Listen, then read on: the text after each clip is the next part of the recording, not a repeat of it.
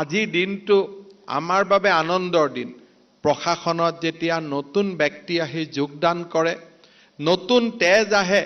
আমি সকলোৱে আনন্দ পাওঁ। যোৱা এটা বছৰত 40,000 শিক্ষিত নিবনুৱা যুৱক যুৱতীক আমাৰ চৰকাৰখনে নিযুক্তি দিব পাৰিছে আৰু 60,000 যুৱক যুৱতীক নিযুক্তিৰ আমি পম খেদিছোঁ। কিন্তু আজিৰ দিনটো আমাৰ বাবে দুখৰ দিনো। হয়তো বহুত দিনৰ পিছত অসম প্ৰশাসনিক সেৱাৰ যুটীয়া সচিব পৰ্যায়ৰ বিষয়া এজনক হাতে লোটে টকা লওঁতে অসম আৰক্ষীয়ে ধৰাত পেলাইছে আৰু তেওঁৰ ঘৰৰ পৰা 50 লাখ টকা যোৱাকালি জব্দ কৰিছে। ৰাজনৈতিক নেতাৰ ঘৰত এনেকুৱা হলে হয়তো সি এটা বাতৰি হলহেঁতেন, আমি হয়তো বিচাৰিলোহেঁতেন ই সোনকালে শাস্তি পাওক। কিন্তু যেতিয়া প্ৰশাসনিক বিষয়া এজন, তাতে গৃহ বিভাগৰ বিষয়া এজনৰ ঘৰত এনেকুৱা যেতিয়া ঘটনা হয়, তেতিয়া যেন কৰবাত আমাৰ মনত এটাই ধাৰণাৰ সৃষ্টি হয় যে আমাৰ ৰাজ্যখনৰ ভৱিষ্যত কি, আমাৰ সমাজখন কিমান দূৰত আগুৱাব পাৰিব। মই অত্যন্ত কষ্ট পাওঁ। প্ৰশাসনিক সেৱা প্ৰায় বিষয়াই ক'ত কেনেকৈ কাম কৰে, তেওঁলোকে ৰাইজৰ লগত কেনেকৈ কথা পাতে,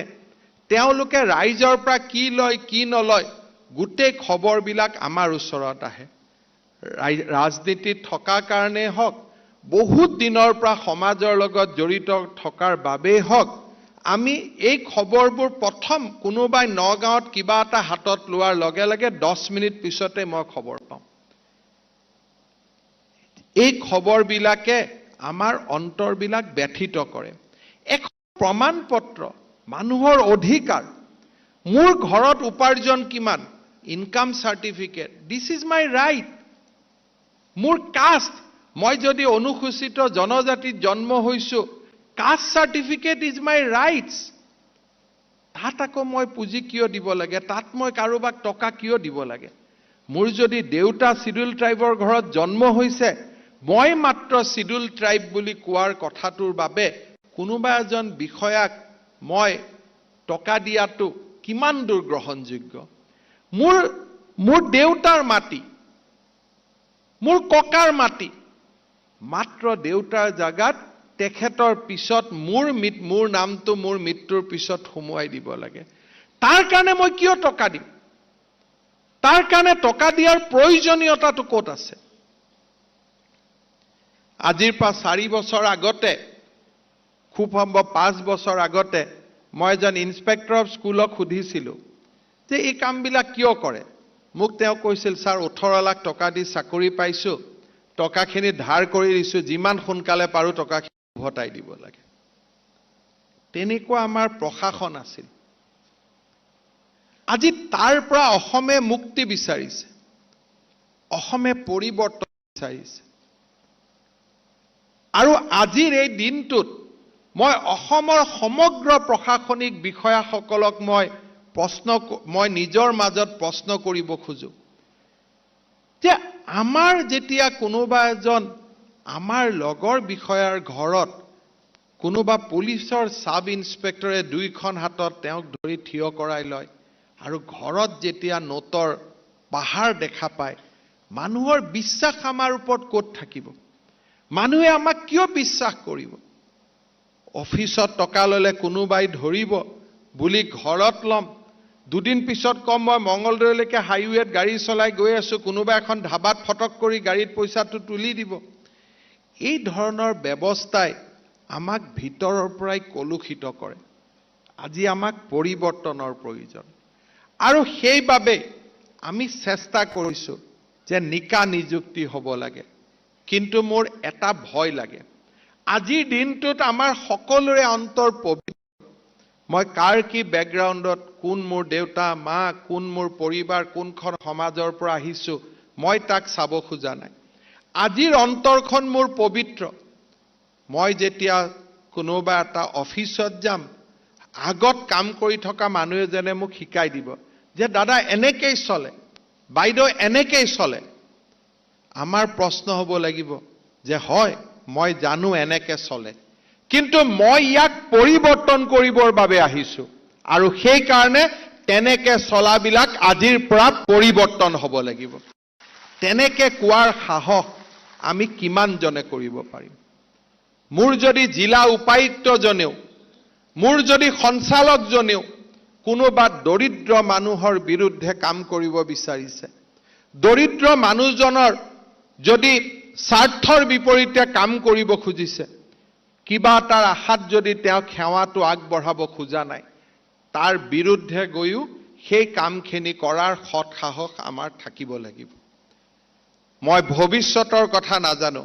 অন্তত 2026 চনলৈকে আমাৰ মাজত এখন চৰকাৰ আছে যিখন চৰকাৰে প্ৰতিজন ভাল কাম কৰা বিষয়াৰ লগত থিয় হৈ থাকিব এখন নতুন অসমৰ বুনিয়াদ আমি নিৰ্মাণ কৰাৰ বাবে সমস্ত প্ৰয়াস আৰু প্ৰচেষ্টাত আমি প্ৰেৰণা যোগাম কমফৰ্ট জোনত বাস কৰি আমি কেতিয়াও লোক সেৱা কৰিব নোৱাৰো জনসাধাৰণক সেৱা কৰিব নোৱাৰো স্যাৰ মোক হদিয়াত পোষ্টিং দিলে হদিয়াখন কি অসম নহয় নেকি হদিয়াৰ মানুহে ন্যায় বিচাৰাৰ অধিকাৰ নাই নেকি স্যাৰ মোক দক্ষিণ খালমাৰাত পোষ্টিং দি দিলে আৰে বাবা দক্ষিণ খালমাৰাতহে দিয়া হৈছে চন্দ্ৰ আৰু সূৰ্যটো দিয়া হোৱা নাই নে কোনোবাই গৈ অন্ধ্ৰ প্ৰদেশত দিলে এই যিবিলাক পুৰণা দিনৰ চিন্তা এইবিলাকৰ পৰা আমি আঁতৰি আহিব লাগিব মুখ্যমন্ত্ৰী হৈ থকালৈকে আইল হাৰ্ড টাস্ক মাষ্টাৰ গতিকে কৰবাত গালিও খাব কৰবাত মৰমো পাব but you have to accept that as it is কাৰণ মই কাৰো কাৰণে মই ফোন নকৰো মই এটাই কাৰণে ফোন কৰিম এটাই গালি দিম যেতিয়া দুখীয়া মানুহে ন্যায় নাপাব that is my only concern মই ভাবো যে পিছল অসমত এনেকুৱা শাসনতন্ত্ৰ আহি থাকক যোনে নেকি অন্ত্যোদয়ৰ আদৰ্শৰে নিজক আদৰ্শিত কৰি আমাৰ ৰাজ্যখনক ভাৰতবৰ্ষৰ এখন অগ্ৰণী ৰাজ্যলৈ লৈ যায় তিনটা কুইক পইণ্টছ মই ক'ব খোজো চৰকাৰত যেতিয়া চাকৰি কৰিম লোকেল ল্যাঙ্গুৱেজ আমাৰ 1962 যিটো আমাৰ ৰুলছ আছে সেই ৰুলছে আমাক কয় যে আমি চাকৰি কনফাৰ্মেশ্যন হোৱাৰ আগতে আমি এটা ট্ৰাইবেল ল্যাঙ্গুৱেজ জানিব লাগিব বৰাকৰ যদি আমি হয় অসমীয়া জানিব লাগিব আৰু যিসকলে বৰাকত গৈ কাম কৰিম তেওঁলোকে বৰাকৰ ভাষা জানিব লাগিব ৰুল ৱাজ নট ইম্প'জড বাট এইবাৰৰ পৰা 1962 ৰুল যাৰ কাৰণে উচ্চ ন্যায়ালয়ে আমাক জাজমেণ্ট দিছে that need to be implemented thoroughly আমাৰ চাকৰি কেতিয়াও কনফাৰ্মেশ্যন নহব যেতিয়ালৈকে আমি ভাষাৰ ৰিকুৱাৰমেণ্ট আমি ফুলফিল কৰিব নোৱাৰো আইএছ সকলৰ ক্ষেত্ৰতো একেটাই কথা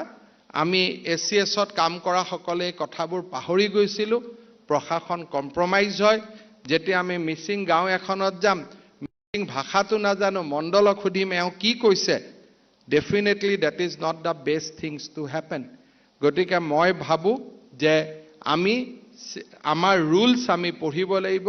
আমাৰ এডমিনিষ্ট্ৰেটিভ ষ্টাফ কলেজত যেতিয়া আমি যাম 15 ডেজৰ আমাৰ সকলোৰে বাবে ইন্ডাকশন ট্ৰেইনিং হ'ব ইন্ডাকশন ট্ৰেইনিঙত মই ভাবো আমাৰ জ্যেষ্ঠ বিষয়াসকলে আপোনালোকক বুজাই দিব যে আমি ভাষাৰ ক্ষেত্ৰত আমি কৰিবলগীয়া কি কাম আছে তাক আমি ফলো আপ কৰিম revenue administration is very very important for any state আপোনালোকে যেতিয়া ৰেভিনিউ এডমিনিষ্ট্ৰেশ্যনৰ বিষয়ে শিকিব আমাৰ 1986ৰ ল্যান্ড ৰেভিনিউ ৰেগুলেশ্যন পিছৰ কথা বতৰা গোটেইবিলাক শিকি ল'ব নিজে যাতে কোনো মণ্ডলে আপোনালোকক মাটিৰ কাম শিকোৱাব নালাগে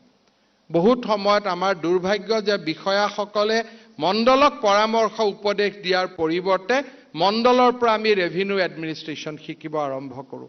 আমাৰ ইয়াতে মই ত্ৰিপাঠীক ৰিকুৱেষ্ট কৰিম that everyone should be made complete thoroughly they should be a good revenue administrator before they goes to the field ji proshna khodu moi jundinakhon lok hidnakhon moi revenue administration or uprat ACS lora khinik ji proshna khudim heituye jate uttor dibo para obosthat thake Tripathi and Santanu will have to take the lead আৰু thoroughly ৰাতি 2টা বজালৈকে হলেও পঢ়ুৱাব they should go as complete person তাতে গৈ পেলাই মণ্ডল কাননগুৰ পৰা যাতে আইন শিকিব না লাগে ডিজিটাইজেশ্যন আজি মই কৰো নকৰো নেক্সট 5 বছৰৰ পিছত আমাৰ হাতত ডিজিটাইজেশ্যনৰ কোনো বিকল্প নাই এতিয়া মই এছিষ্টেণ্ট এমপ্লয়মেণ্ট অফিচাৰক এপইণ্টমেণ্ট দিছোঁ দিওঁতে মই অলপ দেৰি কাৰণে ভাবিছোঁ যে মই কিয় কাগজখন দিছোঁ কাৰণ সঁচা অৰ্থত তাইৰ কালিৰ পৰা গৈ কোনো কাম নাই কাৰণ এমপ্লয়মেণ্ট এক্সচেঞ্জৰ কাম আমি ডিজিটাইজ কৰি দিছোঁ নাও it is a virtual employment exchange কোনোবা এটা জেগাত সৰু ৰুম এটাত বহি থাকিলেই অসমৰ সমগ্ৰ নিয়োগ বিনিময় কেন্দ্ৰৰ কাম চলি থাকিব আমি এতিয়া তাক নতুন কৰিব খুজিছোঁ তাক আমি আন দায়িত্ব দিব খুজিছোঁ বাট দেয়াৰ উইল বি মেনি অফিচেছ যাৰ কাম সময়ত নোহোৱা হৈ যাব টেক্স ডিপাৰ্টমেণ্টত ফিল্ডত যাবলগীয়া কাম কমি যাব এতিয়া মাত্ৰ কম্পিউটাৰ চাব লাগে কাৰ ৰিটাৰ্ণ কোড কি মিছমেচ হৈছে মিছমেচ উলিয়াব লাগে যাৰ কম্পিউটাৰৰ নলেজ নহয় computer is one level computerisation now we are moving to next level digitization tar next level hobo how we can use artificial intelligence big data analysis in government we are here for next 40 years ami nathakim you will be there but in the time when you will be at a leadership role in the administration by that time digitization AI